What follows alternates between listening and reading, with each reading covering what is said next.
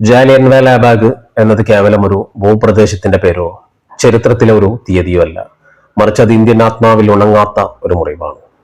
1919 April 13 ആ പ്രഭാതം അമൃത്സറിൽ ഉണർന്നത് വൈശാഖിന്റെ ഉത്സവത്തിന്റെ സന്തോഷത്തിലേക്കായിരുന്നു. എന്നാൽ ആ സന്തോഷം നിമിഷങ്ങൾക്കുള്ളിൽ നിലവിളികൾക്കും രക്തപ്പുഴകൾക്കും വഴിമാറുമെന്ന് ആരും കരുതിയില്ല. 20,000-ഓളം വരുന്ന മനുഷ്യർ, അതിൽ വൃദ്ധരും കുട്ടികളും സ്ത്രീകളും ഉണ്ടായിരുന്നു. ഒത്തുകൂടിയത് തോക്കുകൾക്ക് മുന്നിലല്ല, മറിച്ച് തങ്ങളുടെ രാജ്യത്തിന് നേരെയുള്ള അനീതിക്കെതിരെ ശബ്ദം ഉയർത്താനായിരുന്നു. മൈതാനത്തിന്റെ ഇടുങ്ങിയ കവാടം അടച്ചുകൊണ്ട് ജനറൽ ഡയർ എന്ന ഉദ്യോഗസ്ഥൻ സൈനികർക്ക് വെടിയുതിർക്കാൻ ആജ്ഞ നൽകി. ലോക ചരിത്രത്തിലെ തന്നെ ഏറ്റവും ക്രൂരമായ നരനായാട്ടിന്റെ തുടക്കമായിരുന്നു അത്. ചുവരുകൾക്ക് പുറത്തേക്ക് രക്ഷപ്പെടാൻ വഴികളില്ലാതെ സ്വന്തം സഹോദരങ്ങൾ വെടിയേറ്റ് വീഴുമ്പോൾ അവർ അനുഭവിച്ച നിസ്സഹായതയും ഭീതിയും വിവരണാതീതമാണ്. വെടിയുണ്ടകളിൽ നിന്ന് രക്ഷ തേടി കിണറ്റിലേക്ക് എടുത്തു ചാടിയ നൂറുകണക്കിന് മനുഷ്യരുടെ ശവങ്ങൾ ആ കിണർ മൂടപ്പെട്ടു. ആ ചുവരുകളിൽ പതിഞ്ഞ വെടിയുണ്ടകളുടെ പാടുകൾ ഇന്നും ആ രോദനങ്ങളുടെ സാക്ഷ്യപത്രങ്ങളായിട്ട് അവശേഷിക്കുന്നു.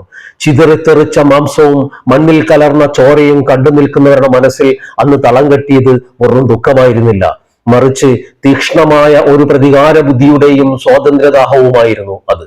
നിഷ്ഠൂരമായ ഈ കൂട്ടക്കൊലയിലൂടെ ഭാരതീയരെ ഭയപ്പെടുത്തി നിശബ്ദരാക്കാമെന്ന് ബ്രിട്ടീഷ് ഭരണകൂടം കരുതിയെങ്കിലും ഫലം നേരെ തിരിച്ചായിരുന്നു.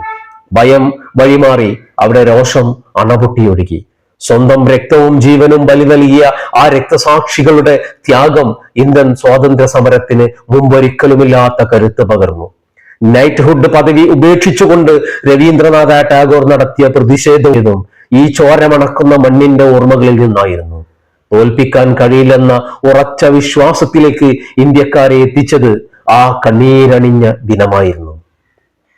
മരണം മുന്നിൽ കണ്ടിട്ടും തലയുയർത്തി നിന്ന ആ മനുഷ്യരുടെ പോരാട്ടവീര്യം സാമ്രാജ്യത്വത്തിന്റെ കോട്ടകൾ തകർക്കാനുള്ള ഊർജമായി പിന്നീട് മാറി.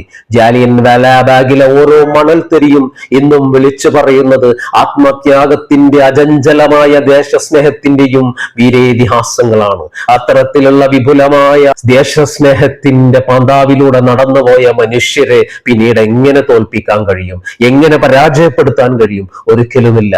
ഇന്ന് നിങ്ങൾ അനുഭവിക്കുന്ന ഈ സ്വാതന്ത്ര്യത്തിന്റെ മഹാ ആകാശം, അത് അവർ നിങ്ങൾക്ക് നൽകിയ സംഭാവനയാണ്. പകരം അവർ നൽകിയത് അവരെ രക്തവും മാംസവും ജീവനും നൽകി പടുത്തുയർത്തിയ ഒരു സ്വതന്ത്ര ഭാരതത്തിന്റെ മണ്ണിലാണ് ഇന്ന് നിങ്ങൾ കാലുയർത്തി നിൽക്കുന്നത്.